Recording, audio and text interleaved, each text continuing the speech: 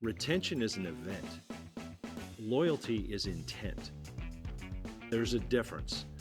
When you move from events to intents, everything changes, and it changes everything. The process will change, Bill. The metrics will change. The revenue will change. The profit will change. So all it is a shift in how you think. Welcome to Retention Roadmap, navigating service success for new car dealerships. Today, I'm thrilled to have John Traver, the CEO and founder of Traver Connect, joining us. John is a visionary in the automotive industry with decades of experience in helping dealerships improve their customer interactions and drive retention. Traver Connect specializes in providing innovative solutions for dealership business development centers, enhancing communication, scheduling, and overall customer engagement for dealerships across the country. In today's episode, we'll explore how John and his team at Traver Connect are transforming the way dealerships interact with service customers, creating experiences that boost loyalty and keep customers coming back. So let's jump in. John, welcome to the podcast. Glad you're here. Bill, thanks for having us. And you did such a wonderful job. I hope you're for hire. That was incredible. Absolutely. Thanks for Anytime. having us. Anytime. Yeah, it's great to be here. Thank you, John. So you were behind the creation of really the original BDC, the original Business Development Center. Can you share the story of how it came about and really what kind of inspired the concept? Yes, I can. Special time in the industry. It was the late 80s. I was the director of training operations for the Russ Darrow Group north of you, right, in Wisconsin. That's right. Russ Darrow, one of my favorite people, the dad, Russ Darrow II, actually, but that was the guy that created that dealer group. Incredible guy. So it was during that time that I was involved in overseeing training and development and personnel and things like this for the stores. Obviously, new hire training, phone training, in the service department, all the things that you would touch. But one of the things I noticed, Bill, was turnover was high. And I had come up through sales, sold for the Wild Group, managed a little bit in their group for a little while. And what during that first couple of years, I remember my general manager, when I was still selling before I was with Darrow, they had to check the box to attend certain manufacturer events. So they would send me to parts and service workshops so they could get credit for somebody attending. Mm-hmm. But it was in that first early year that I began to get a macro for the dealership. And so it was beyond just selling. So fast forward to Russ Darrow, and we lost a general manager. He was cut loose by the group for whatever reason. They asked me to run that store. It was our worst store. And I kind of felt like I had an X on my back, right? Because I'm calling on all these GMs on a normal basis. So I'm in a one-car showroom in West Bend, Wisconsin, with an import. It was Toyota.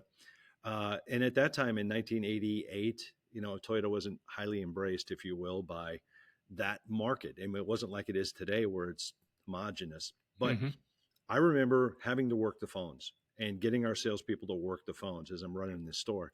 And it had to be a destination point. And it just sort of all started to click for me. It was like high turnover. Why was it high turnover? In all of our stores and in most stores. In fact, Russ would have me go to certain stores like Columbus, Ohio, people in his Chrysler 20 group. I would go and work with them and help them. And it just became apparent to me that we had symptoms that needed a cure. And we had salespeople making a living on fresh showroom traffic.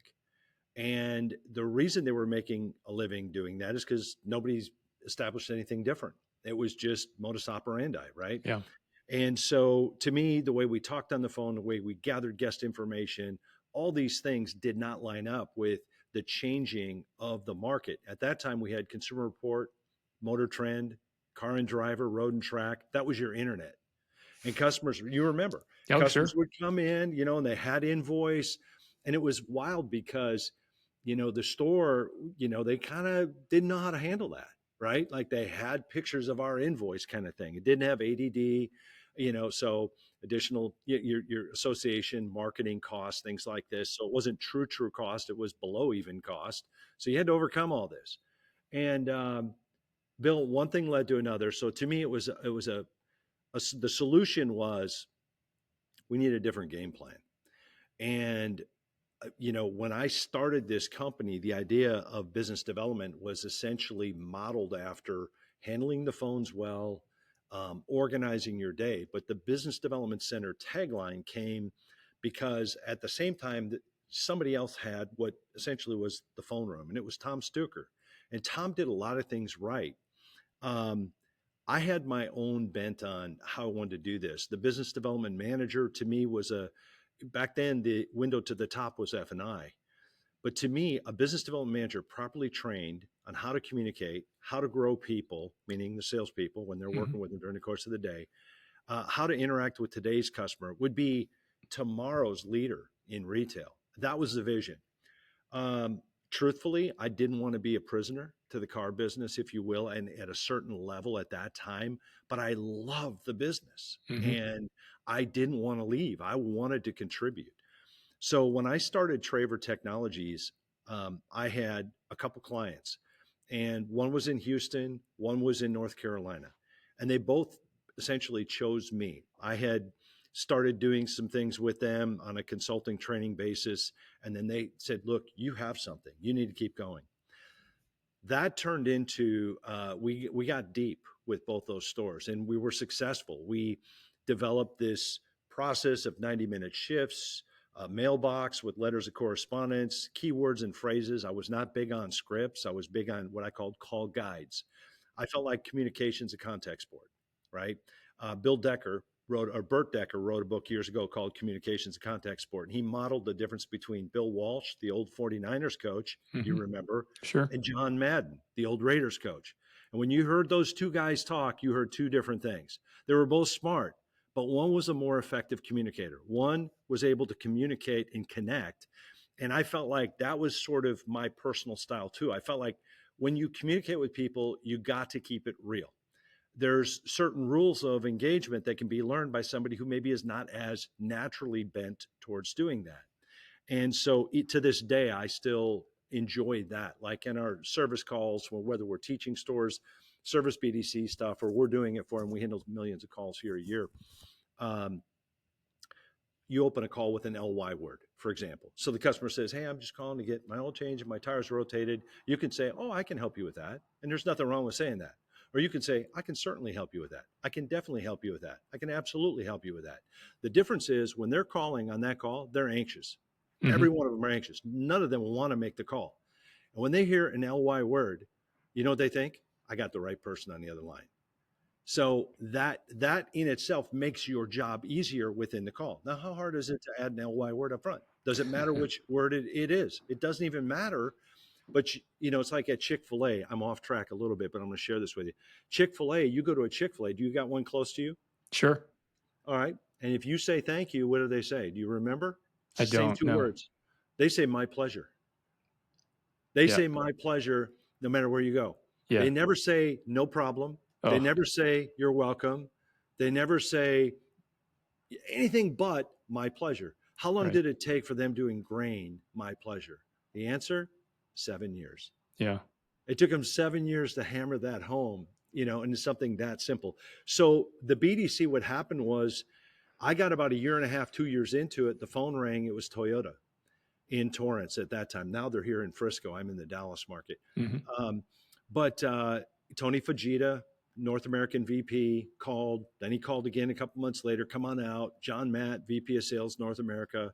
They had software. They saw we had software. The belief then was our software was what was creating the improvement in the showroom floor, and they wanted to do a better job of tracking guest information, basically the journey from advertising to floor traffic to conversions, because they wanted to grow. And it was my job back then to begin to educate them that the software would help, but it's like a golf club. If you don't hit the ball square, toe down, feet in on a short chip shot, or how you set up, it's just a club. Yeah. You have to know how to use the club. You got to know how to use the tool. The software will not change your business or its results meaningfully enough unless you change the process. So the mission behind business development originally, I gave you a 5-minute answer, and I told you we wouldn't get through all those questions. um, but the answer to the question, buddy, is the mission was to update an outdated sales process. Yeah. That's what I was doing. Customers, there were In 1982, there were 200 vehicles and models to choose from. 1986, there were 600 plus. By 1992, there were over 900 vehicles and models to choose from. The bottom line is, if you were driving an 85 whatever and it was 1991, you saw street signs on Dealer Row that you had never seen before, Saturn and Mitsu. And so it slowed down the process. You had more vehicles, cars were more money, and customers were more educated, which meant more time. And the average dealer, if they were trained by folks from before them, they thought the average buying cycle was 5 days. And Bill, JD Powers at that time had a shopping dynamic study that said the average buying cycle is 21 days. So my whole point was, guys, you can believe that, but the problem with that is it's not true. Hmm. I can believe this microphone, I can eat it, but it doesn't digest well. You know what I mean? Right. I might actually be able to consume it. At the end of the day, it's important to believe things that actually are true. And so Peter Drucker would say, pay attention to the bend and the trend.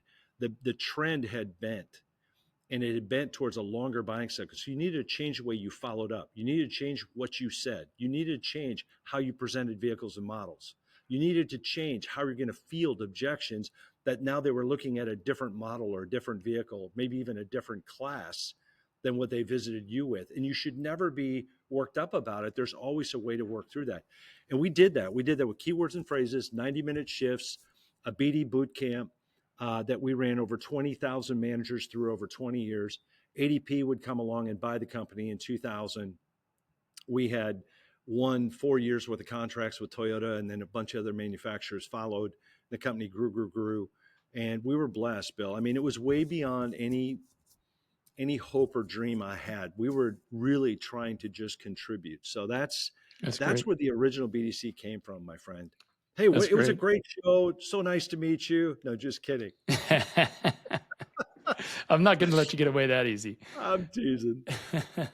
So, because we're focused here, we focus on service retention. And let's talk about the service side of the BDC, if you Mhm. will, and Okay. specifically, what when you look at a BDC today in 2024, what are some of the best practices that you recommend on the service side to effectively drive retention, and how can that BDC help drive more customers coming back more frequently?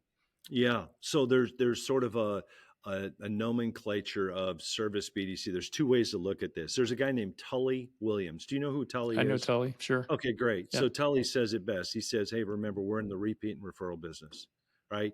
Not a new statement, not a new axiom, but see, Drucker said it like this. He said, in business, a customer is someone you must satisfy. If you don't, you have no results, and pretty soon, you have no business. So he also said the dangers in acting on what you believe satisfies the customer. Tully's one of those guys who has the right view of a BDC. It starts with the customer and it works its way back. So to me, your question is, in the service department, how do you approach it differently? What specific problems exist that we want to see solved? Number one is, here's the problem you got. You're one of 17,000 dealers. I'm rounding up. For the last 6, 7 years, we've had 16,000 and change. I'm going to call it 17,000 dealers, retail, US. Okay. So if you and I own stores, you're in Chicago, I'm in Dallas, we're two of 17,000. That is not our total competition, my friend. There are 160,000 repairs, and I know you know this. I'm not talking to Bill, I'm talking to the guy who's listening to sure. Bill's podcast. So Bill, a dealership is 1 in 9 competitors. Start there. Number two, okay, how do I compare to my other 8? I'll tell you. When they call the independent, not the retail establishment, not the OEM establishment, but the independent, they can get their vehicle in between 1 and 3 days. When they call your store, it's 7+ days. Now, don't be the outlier and the guy who's on the hunt to try and prove me the one call that's wrong where that's not the case. But I'm saying on average, that's the first thing we're up against. Both groups are struggling to get technicians. But to me, the very first place you start is you're loading hours and you're trying to figure out how to answer the need. The consumer has gotten to a point where they've made the call. That's like they're in field goal territory. It's like a 60-yard Hmm. kickoff return. You know what I mean? That Yeah, doesn't score a touchdown, but we're going to score like yeah, that. I mean, it's hard to screw this up, but somehow we still do. So to me, it starts with, do you understand opportunities to conversions in your store? And do you work with your business development center to solve for that? All this stuff in between, for me, I would say if I spent 30 to 60 minutes with you, we could find 50,000 a month in any store in the country. Hmm. 50,000 a month at 50% gross margin, which is 25 grand times 12 is 300,000 gross profit. I can safely say we could do that in any store in the country today, right now. So the key is, are you willing to hear the call? And so you go, John, how do we solve for it? Number one, the technician shortage, you have to get serious about it. You have to be able to measure the issue. Number one, would you agree with this and what you're seeing? Oh, absolutely. Okay, so that's one. So you got to get serious about it. And you go, how do I do that? I'll tell you what I would do. If I landed from Mars, I would find human beings who have already done it, like Ed Roberts, Ed Bozard. They figured it out. There's a wait list there. If you and I are techs and we move to Florida, we're on a wait list to work there. A wait list? Yeah, a wait list. How many mobile vans do they have? What's a mobile van? A mobile van is a stall that has four wheels that goes to the customer. Oh, gotcha. How many jobs they turn a day? 6 or 7, just like a stall. Oh, wow. So pretty much light service. Yeah. I remember asking Ed, Bill, we were together at an event. And I said, okay, buddy, give me the high level metrics. And he said, John, he said, think stall. You're going to turn the same amount of jobs. I said, what about repair? He goes, walk a service bay. He goes, ask yourself what percentage of jobs that are sitting there right now are maintenance. And I said, okay, you win. Most of them are maintenance, right? I mean, yeah, there's repair, but more than 50% are maintenance. Um, Consumers, 67% of consumers agree that maintenance is cheaper than repair. They're bent towards maintenance. So it really becomes a convenience factor. Um, so to me, to be a successful BDC, I can get into metrics. I can get into dials per day for outbound. Wherever you want to go. But you're literally in the minutia and you've skipped over the mission part. And the mission is going to determine if your leader knows, look, I want to hear from our customer. I don't want to make that Drucker mistake and think that I know. I want them to determine it. They call and they want to get in soon. If you're taking calls for me and my BDC, my service department, and you're telling me people want to get in sooner and they won't schedule with you as a BDM and your team, I want you to tell me. And together we got to figure this out. So that may be mobile. By the way, Ed Roberts, do you know how many vans he's got on the road now as we record this? 40 Yes, something, I think. over 50. 50. Yeah. Yeah. I And was fortunate to interview Jeremy Stevens last month for the podcast, his remote yep. operations manager, and had a great conversation with him. We've talked a lot about mobile on the podcast the last couple of months. I just spoke with Todd Rayburn from Ford, who's in Mhm, charge of their customer experience, mhm. Denise Lalou from who was with Kirby, and yeah, I think mobile has a tremendous amount of opportunity, specifically or not only around customer convenience and experience, but also around creating some more shop capacity, Yeah. which is what's Yeah. causing that long wait time so often. No bricks and sticks required. Yeah. Yeah, I got to buy a van. You know, it was interesting. I watched Brian Benstock, do this up in New York. And I know Brian from afar. So I'm not implying that I was watching him make the decisions. But I listen for key things, and a lot of times I can sort of guide my own path by what I don't hear. What was really interesting is he was talking one time about how they screw up every month and deliver a service vehicle to the wrong address in the Bronx, and like more than half the room is aghast.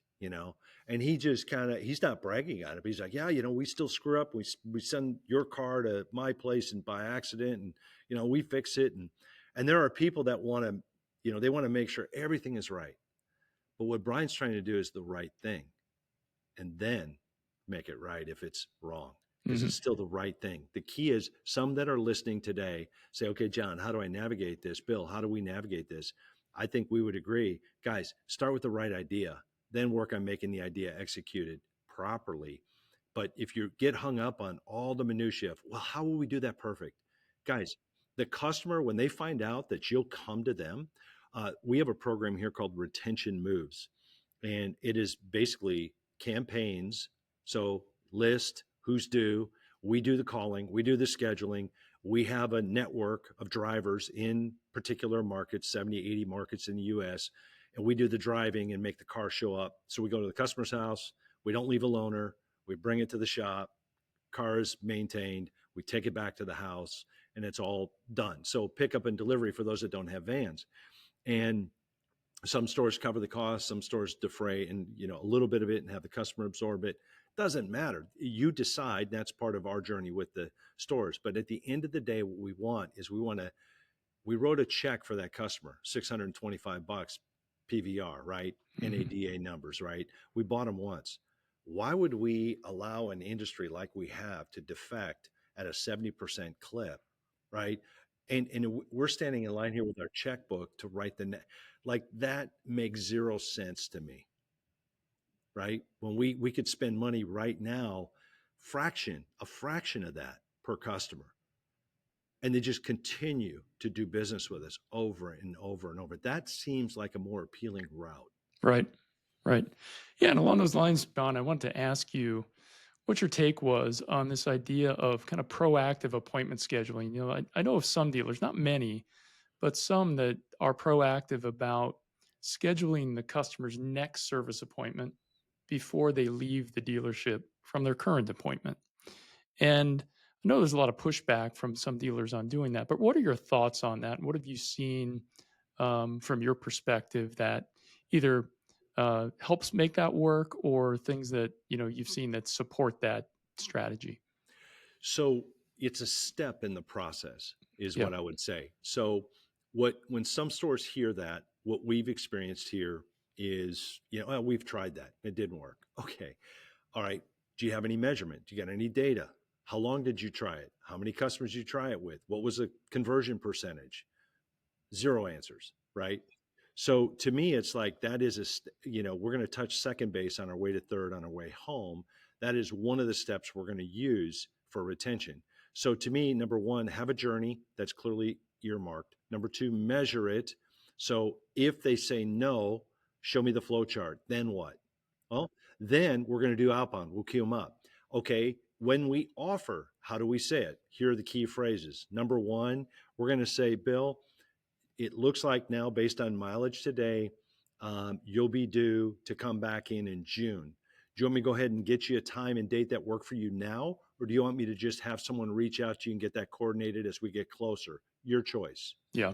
Now, I'm not trying to close you, but what I do want to do is imply to you that there's a return visit. Yeah, absolutely, and it's in the customer's best interest as well, because you can say to that customer, "Hey, John, I know that your day off is on Friday, and I want to make sure that we can get an appointment for you on your day off. Can we go ahead and schedule it now?" So that it's in the customer's best interest, ideally, to get that done now, and obviously that then pays dividends for the dealer. There are little things you can do in that scheduling process. For example, in terms of percentage of override, et cetera, that you pay. If an advisor sets that, pay them 100% or pay them 110% or whatever Hmm. normal is. If we have to have the BDC do it, pay it 80% to the advisor because we had to have somebody go chase it. So my It's a point great is, idea. Yeah, yeah, if you want it, there's a way. yeah, yeah, for sure. The other thing I want to ask you about, John, was the role of BDCs. Have you seen BDCs play a role in facilitating unplanned visits to the dealership? In other words, customer has a breakdown. They call the dealership and say, I don't know what to do. Can you help me get my vehicle towed back to the dealership, or that type of thing? And just curious in terms of what you've seen as best practice, if you will, for BDCs in terms of not only facilitating that unplanned visit, but maybe being the um, being the source of the incoming call. Yes. Yeah. So it's called roadside, sometimes towing. And so, yes, a BDC that's fully functioning for service, you're going to have that as a statement of work, right? So, like, we had this one commercial that we aired that had excerpts of real calls that we were able to use. And there was a particular part where it actually illustrated this person that was roadside, and we stayed. It's a super long call, so like Hmm. we could only show, but I mean those calls, Bill, typically you're going to be on the phone for a while. I mean, it's 15, 20 minutes is not uncommon. But what you're communicating to the customer is they matter, we care, and we're not gonna abandon you. So um, our mission here is really just two words. It's experience matters. And it does. It's hard to find a great experience today, whether you're dining, whether you're shopping, or whether you're doing business with the dealership. So that would be an opportunity to make that experience matter. We can take a little bit of the tension out of that moment for them by staying with them. Sometimes it's a warm transfer bill, like a towing or an 800 OEM number. Yep. And what we typically teach for the stores that we're building out, or if we're doing it for them, with our people across the country, is stay on the call the whole time. Stay on the call the whole time. We'll eat it. And we just want to make sure they're cared for. We do this every day. This is once in a whatever amount of time frame that they'll ever have to experience something like this. So Yep. that would be my quick advice for Yep. how to charter that part of the journey. Super. Yeah, and there's more and more opportunities that digital dispatching is creating to help with that customer experience as well. For example, having whether it's a business development center or even a service advisor at the dealership have within their system the ability to dispatch a roadside assistance call, for example, through DriveSure that is digitally dispatched to the customer, but then they can track the progress on it and see what's going on as well, so that they can make sure that their customer gets the service that they expect and that they deserve. Smart. Yeah. Yeah, No, that's great. You yeah. bet.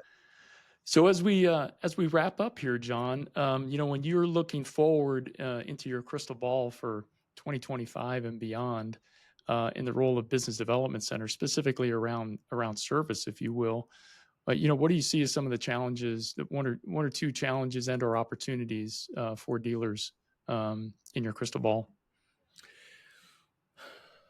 There was a developer that worked at Microsoft, and his job was to bring a Windows framed software. He was leading that team. And if you remember, Steve Jobs had partnered with Xerox when Steve had a young Apple in the 70s to create their Windows, and they had a 50-50 revenue share. So Microsoft's got to compete with that. It's like 1980. This guy's name was Alan Kay. You can look it up. Kay said something I've never forgotten. I've used this 1,000 times. He said, perspective is worth 80 points on the IQ. Now, the average IQ in the United States is 100, rounded, okay, like 100.2. So if you have a very low IQ and you have the right perspective, you're going to blend in. If you have an average IQ and you add 80 points to that, Bill, 180 IQ that may be a hard person to talk to. I mean, they're up there, right? Yep. So what am I saying? What I'm saying is having the right perspective matters. So you asked, what I would say is service.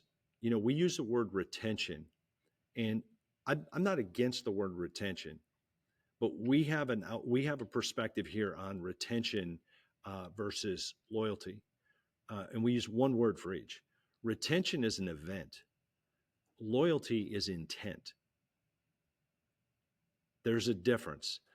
When you move from events to intents, everything changes. It Yep. changes everything. The process will change, Bill. The metrics will change. The revenue will change. The profit will change.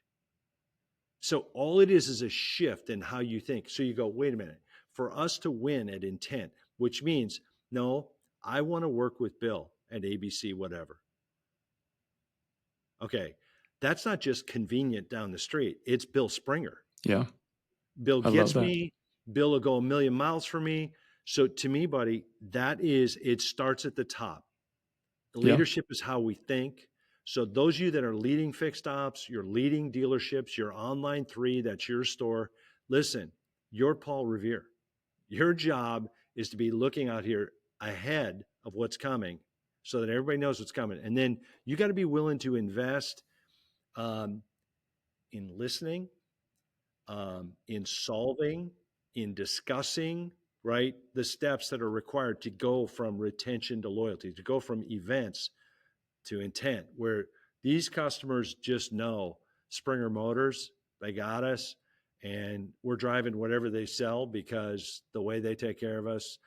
And by the way, am I making this up? Well, there's the number one Acura store in the United States in New York City. The number one Honda store is in New York City. That Ford store down there, Bozard, is not in the metropolis of Florida. I mean, I can keep going, Yeah. and you know exactly what I'm saying. Yep. That is the difference here. So the answer to your question, I think the biggest obstacle, continually be willing, be teachable, work on your perspective, use people that stretch your perspective, make sure that perspective is worth the squeeze. That's what That's I would say. fantastic. I love that. That's a great. I really like the retention is an event and loyalty is intent. That's great. I really like that. Well, thank you very much for sharing that with us, John. If any of our listeners want to get a hold of you, what's the best way to get in touch with you? TraverConnect.com and Great. LinkedIn. If you want to get to me, Okay. I'm a phone call away. Just ping me, and um, we're excited about what you guys are doing. I learned some things today offline in the green room there with you, so I'll be looking for you guys in this space as well. Yeah. Well, thank you. Yeah, I appreciate that.